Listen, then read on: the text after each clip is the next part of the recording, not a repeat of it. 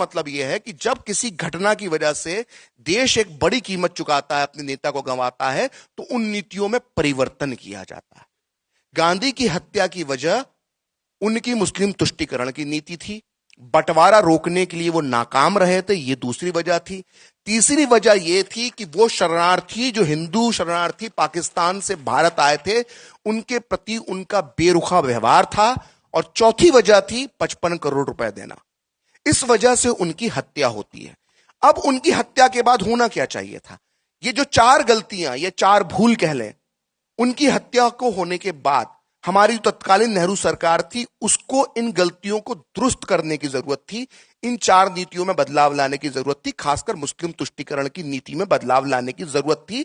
लेकिन मुस्लिम तुष्टीकरण की नीति में बदलाव ना लाते हुए सो और बढ़ा दिया गया, और इसके उलट सारी तोहमत, सारे इल्जाम, सारे आरोप हिंदुत्व की विचारधारा पे लगाए गए, ये कहकर कि हिंदुत्व की विचारधारा ने गांधी को मारा है, और हिंदुत्व की विचारधारा को कुचलने के लिए अगले 4 दशक तक काम हुआ। तो 90 के दशक में जब हम देखते हैं कि बाबरी ढांचे को ढा दिया जाता है, तो इसकी जड़ में वही है कि जब 4 दशक तक आप किसी विचारधारा को दबाएंगे, कुचलेंगे, और सरकारी ताकत से जब ये करेंगे, तो उसका हश्र एक दिन 6 दिसंबर 1992 होगा।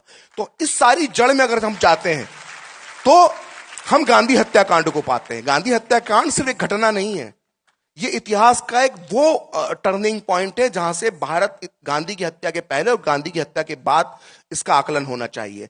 अगर गांधी की हत्या के बाद सबक लेते हुए उस वक्त की जो सरकार थी, नेहरू सरकार, वो मुस्लिम तुष्टीकरण पर लगाम लगाती और साथ में हिंदुत्व की तरफ भी ध्यान देती कि अगर ये किसकी कीमत गांधी के रूप में हमें चुकानी पड़ी है, तो इनकी भी एक भावना होगी, इनका भी एक विचार होगा, ये भी कुछ चाहते होंगे, अगर उस तरफ ध्यान दिया जाता, तो शायद आज हमारा जो सामाजिक ताना बाना है, अगर मैं कहूं कि अगर जो सांप्रदायिक की स्थिति आज देश में जो है, आज उससे कहीं बेहतर भारत होता अगर हमने गांधी की हत्या से सबक सीखा होता। लेकिन दुर्भाग्य से अंश हमारे तत्कालीन हुक्मरानों ने और उसके बाद आने वाली सरकारों ने गांधी हत्या से सबक नहीं सीखा, बल्कि गांधी हत्याकांड का इस्तेमाल अपने राजनीतिक फायदे के लिए किया।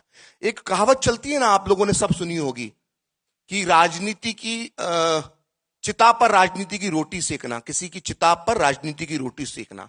अगर इस देश में किसी व्यक्ति की चिता पर राजनीति की पहली रोटी सेकी गई है, तो वो चिता मोहनदास करमचंद गांधी की थी, और उस चिता पर राजनीति की रोटी सेकने वाला कोई पहला व्यक्ति था तो वो पंडित जवाहरलाल नेहरू था।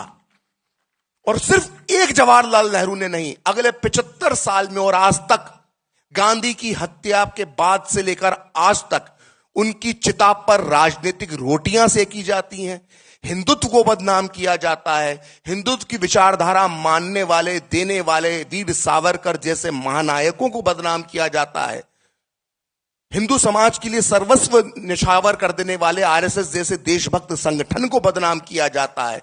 तो गांधी की हत्या का इस्तेमाल 75 साल से रोज प्रतिदिन हो रहा है, और गांधी की चिता पर जो है राजनीति की रोटियां सेकी जा रही हैं, और हम लोग उस सच को नहीं जानते हैं। ये सच सामने आना चाहिए, इसी प्रयास के अंदर ही मैंने पुस्तक लिखी।